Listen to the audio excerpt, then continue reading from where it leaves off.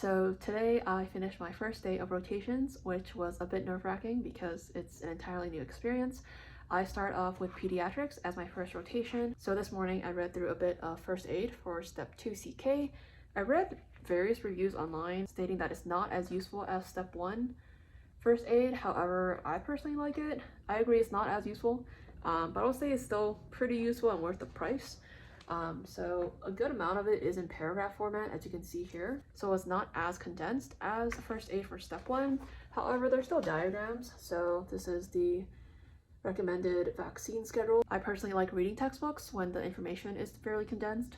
So I think the difference between this one and step 1 is that step 1 you kind of need the foundational knowledge, and step 1 first aid is a good review of the knowledge you already have, versus from what I've seen of step 2 first aid, you can kind of read through it as a way of learning. So today I got to the clinic at 9:30. She's super nice. I went in with the expectation that I would be getting pimped and made to feel stupid, but she answered all our questions. She went over different medical concepts in detail, and every time she did a physical exam, she would ask us if we wanted to take a look as well. So it felt a lot like shadowing with some hands-on experience, which was very nice. It's also great to learn through patient interactions and interactions with an attending in that specialty, as opposed to reading through a book or watching online videos. So that was definitely a better method of learning. I got this Medical Basics H&P notebook from Amazon, and it essentially consists of 100 pages of this blank template where you can write in the findings of the physical exam, the family medical history, social history, etc. I didn't find it useful for pediatrics. I think it's more so for adults, but I do know that they have different series of notebooks for different rotations, but I think the general one is more so for internal medicine or something along those lines. And for example, we had a mom come in with an infant that was less than 12 months old, but she was already feeding him cow's milk, and I learned that that's not recommended for infants that are less than 12 months old. However, due to the formula shortage, that's been a bit of a problem, so some moms have had to resort to cow's milk, unfortunately. I also learned a bit more about the developmental milestones. So this is a 9-month questionnaire that the parents fill out for their 9-month-year-olds. They ask questions relating to communication, to gross motor skills, fine motor skills, problem solving, etc. So we can kind of see how well the child is developing and whether there needs to be any sort of referrals or counseling if they aren't developing as they should. And just gonna spend the rest of the day studying. I didn't feel comfortable with my step 1 study schedule / how prepared I was for the exam. I took a lot longer to study than I had anticipated. So this time I want to be more prepared for step 2, especially given how step 1 is now pass, no pass. So I want to do well on shelves, as well as go into step 2 feeling ready to do well on the exam. And so I'm going to start studying early.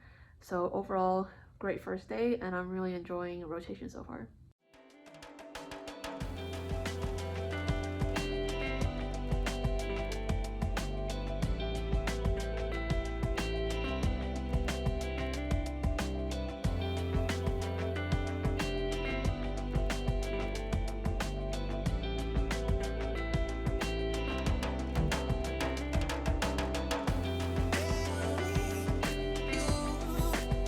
Thank you to our Janet and her grandma for bringing this over.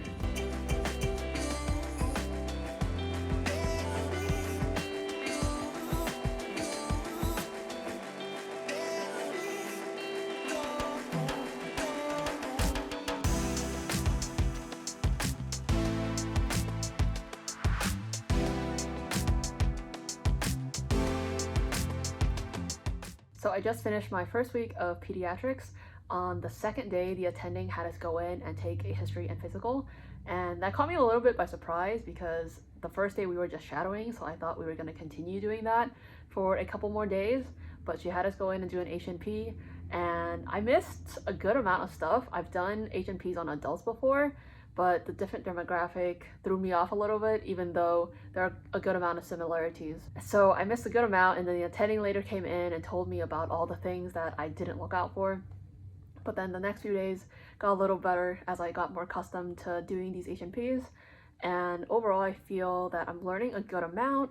Like, I didn't know that newborns generally lose weight for about a week after they're born because they're losing a bit of water weight, and also sometimes they have trouble latching and drinking milk from their mother. Learning about the different milestones, when to transition them to baby food, to table food, what sort of consistency and frequency to look for in kids in terms of their diapers and such. So overall, I'm learning a lot and I'm pretty excited for next week.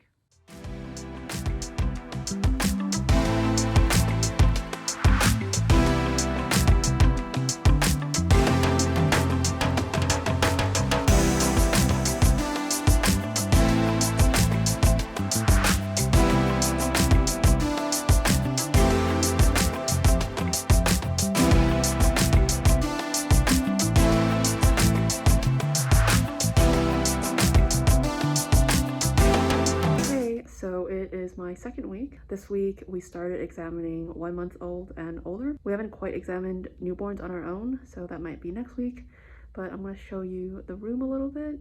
So we have the standard blood pressure cuff, and then we use the scope to check out the eyes and the ear.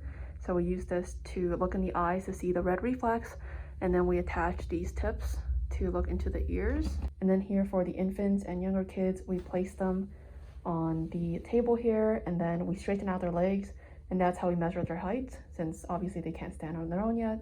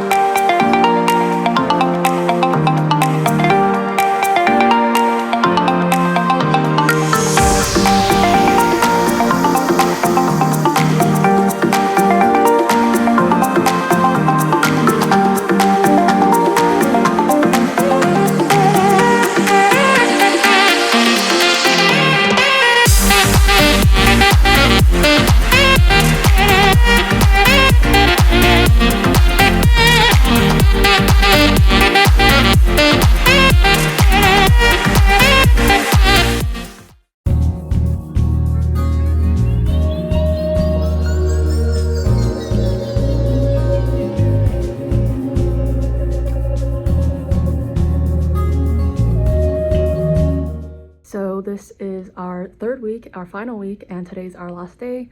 And we've learned so much these past 3 weeks and gained so much more confidence. I remember the first day we came in and we were terrified of touching the baby because we had no idea like what to do and if we were like gonna break the baby.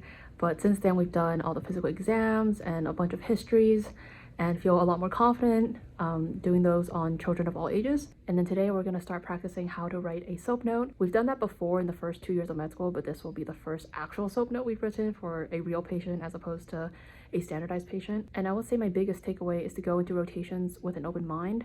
I put pediatric near the bottom of my list before rotation started because I didn't think I would be interested in it, but my preceptor is absolutely amazing. I've learned so much, and I think working with kids is actually pretty fun.